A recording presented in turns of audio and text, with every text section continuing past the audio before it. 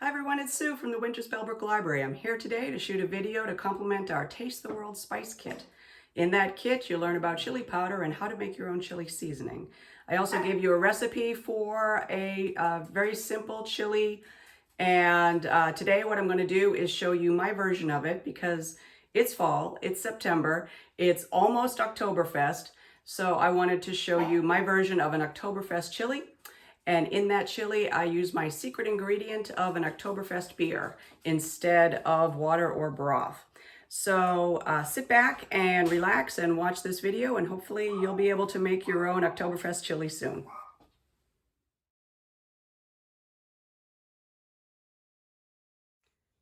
Gather your ingredients up. You'll see that here you're using the same ingredients as in the simple chili recipe, with the exception of an Oktoberfest beer. I like the Oktoberfest beer because it has extra spices and seasonings in it that really complement this particular recipe. So after you gather your recipes, you're going to chop up your vegetables and cook them up and put them in a crock pot. Let's get started.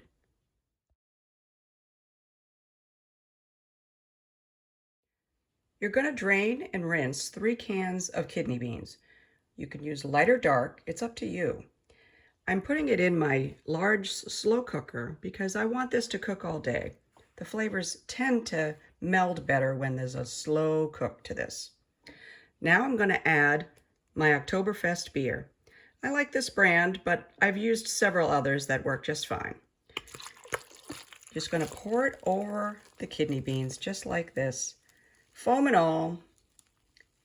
I like to use a low salt bean because I add a lot of salt otherwise with the tomatoes and just adding salt to the dish.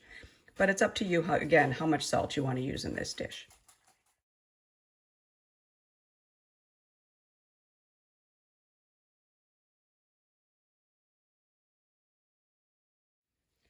I've sauteed all the vegetables until they're translucent, and I added them to my crock pot.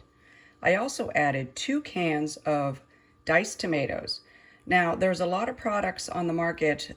Some have basil and oregano, some have low salt, some are just plain, and also the consistency of the tomato will vary. You can do whatever you want here with your tomatoes. It's however you like them. So if you like them bigger or smaller, just get a product to match. Or if you have fresh garden tomatoes, add those. Now I'm going to add my seasonings just like the recipe calls for.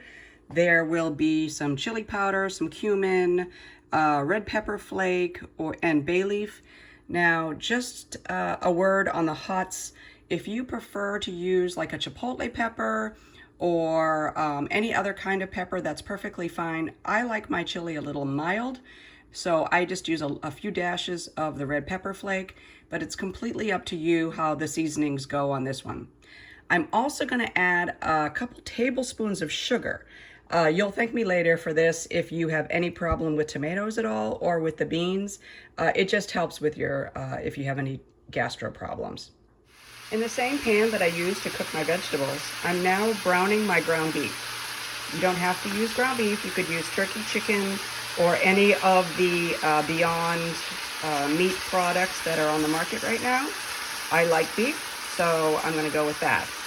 After this is all brown, I will drain it and add it to the pot. And then we're almost done.